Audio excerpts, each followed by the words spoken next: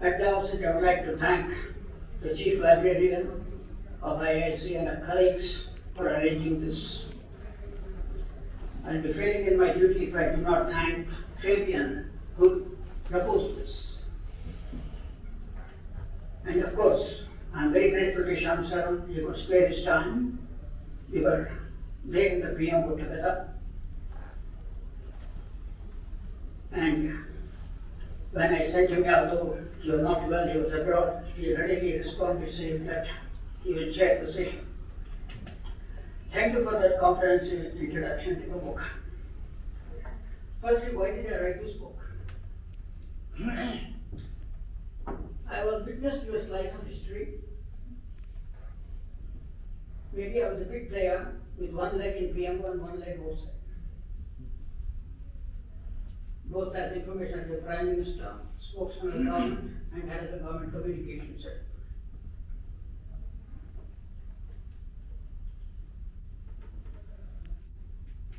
I was familiar with the economic crisis because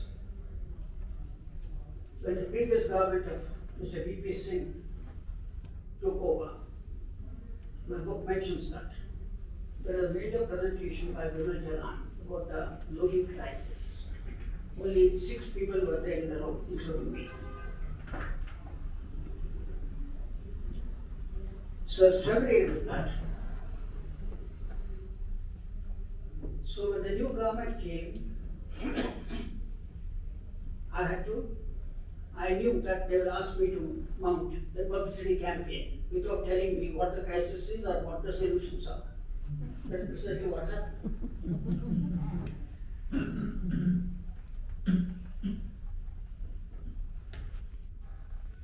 As information advisor, I was privy to the Prime Minister thinking behind his various actions, the policies, and some of the major developments he had to deal with. I come to that a little later.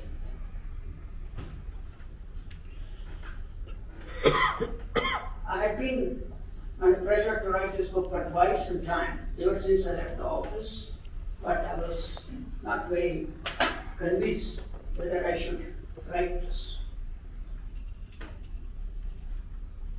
But at last I got persuaded. About 5 years ago, I started the book, 5 or 6 years ago. I had put a lot of notes, etc., during my time on a laptop. On the last day of my service, somebody stole my laptop.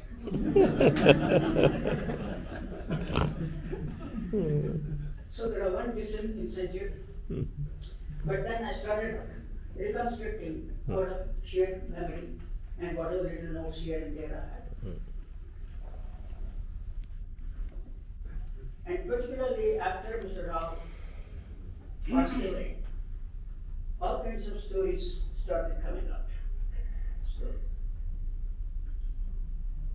So I thought, since I was privy to so many things, I interacted with him almost on a daily basis on a variety of issues.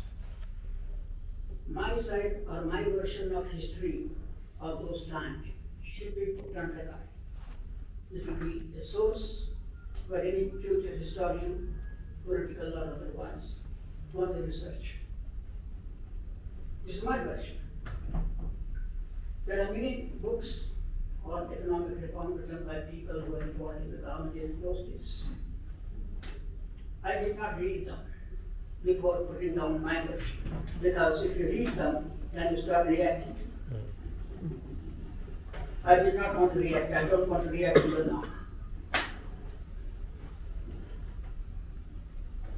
Unfortunately, even people who lived in the late 1980s have forgotten what India was in 1989-90. There are political instability, social turmoil, economic crisis growing. The terrorists, the militants had taken over Srinagar largely. And Punjab, everybody thought, is gone. In fact, in most of the international media, it used to be said, Punjab, the homeland of the Sikhs, as if there are no non-Sikhs in Punjab.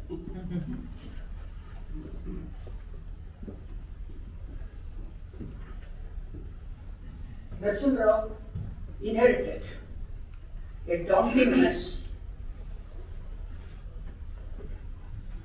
But in most of the books written by various people involved, it is said the reforms were carried on by Dr. Manmohan Singh, to an extent Chidambaram. Yes, they were key people.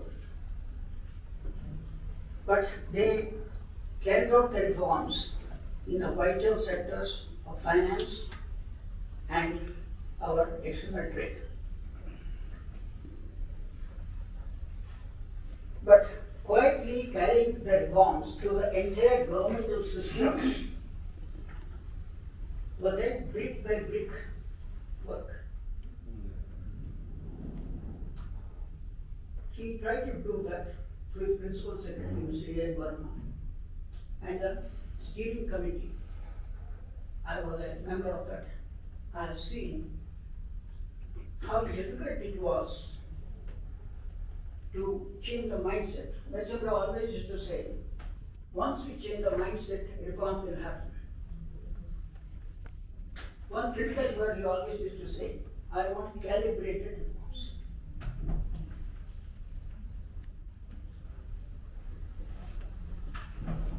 He went through some personal trauma. There was the temple agitation and what happened in Babai Masjid, all of you know.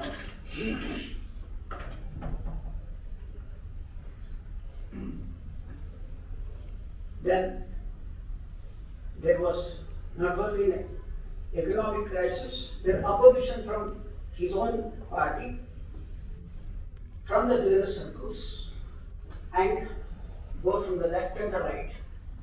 People wanted privatization, but not globalization. There was opposition to FDI.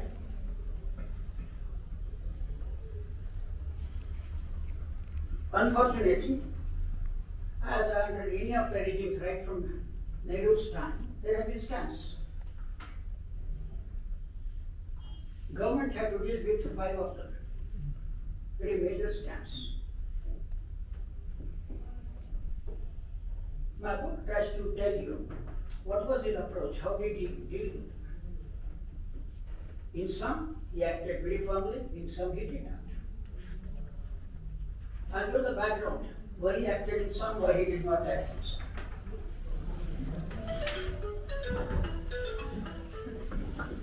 There is also criticism that reforms were carried out stealthily. Which are good and last said in every time we spoke, India was at night. You have recently written a book saying that reforms are not carried out openly. I do not know if your Prime Minister can back his Finance Minister. No, same problem. He went in UP by 27% on one fine day. How it is reformed was still, I don't know. The telecom reforms.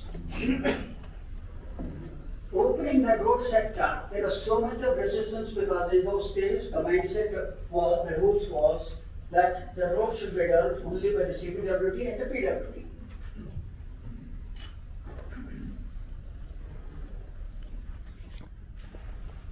This is a short book I have written, but I have tried to cover whatever ground I was very familiar with. How we dealt with the scams, how we dealt with militancy in JK. It was an internal diplomacy and external diplomacy which he used to bring normalcy to the Kashmir Valley. Then I'm sure all the foreign service officers who are here will agree with me. Before Narasimha Rao, our foreign policy or diplomacy had a lot of political content. It lacked economic content. Very often, Whenever India used to say that we need economic cooperation, they say it's a business-to-business relationship, we can't do anything about it. She gave an economic orientation to the foreign policy and leveraged that. What is the perception about India of those days? We were always obsessed with projecting a better image of India.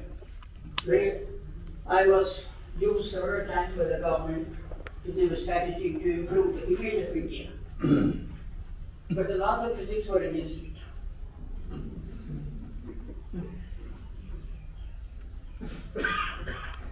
The moment economic reforms happened, the number of foreign correspondents which was reported gathered in media, real foreign correspondents, not Indians representing foreign media, went up to 40.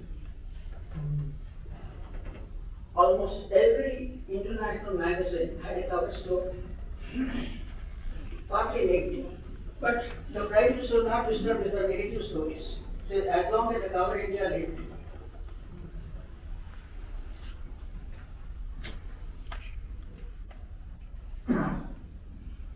Therefore, my book tries to tell you, almost in the story, the challenges faced by the government, the personal problems the Prime Minister himself faced, how he navigated through all that. In spite of that, why did not win the election? Many people ask me. That means even people told me, you are not doing a good job.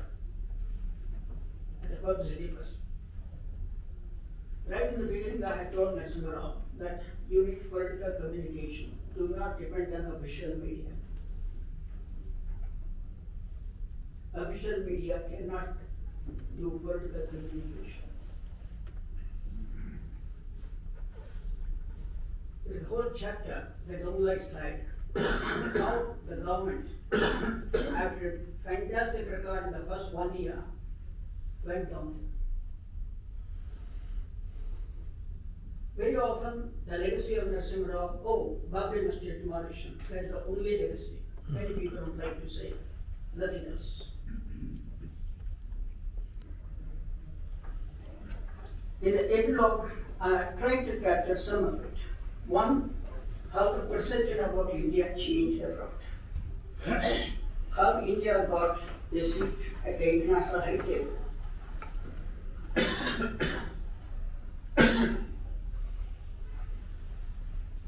People have forgotten that in 1991, the total budget of the government was $2.66 billion. 1992. Today, what is the size of the budget?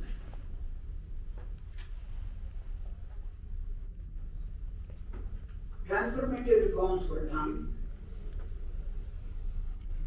Foundational initiatives were taken. For instance, how many people know here that mobile phone came to India, we became a digital economy because of one reform that took place in 1994. Delhi Metro. There is not even a station named after Narendra. The first detailed project report order was given during his regime. So that the whole chapter of what the economic reforms were done, not in finance, not in commerce, but in those other sectors of the government.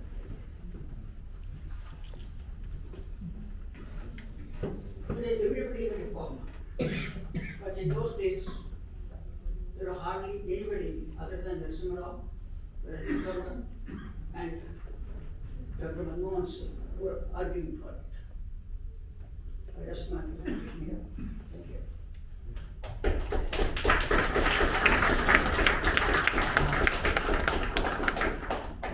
Thank you, Mr. Narendra, for giving us the backdrop to why you wrote this book. I think you have contributed very much to setting the record straight in a sense, and also restoring the role that was played by Narasimha Rao in terms of the transformative, as you said, reforms which were introduced. Yes, Dr. Manmohan Singh had a very major role to play, but I think it would be fair to say that if the political, challenge of, as you said, navigating the political minefield while trying to put across, trying to implement these reforms, that political role was played by Narasimha Rao, and without that role, perhaps we would not have had the reforms that we did. Let me now turn to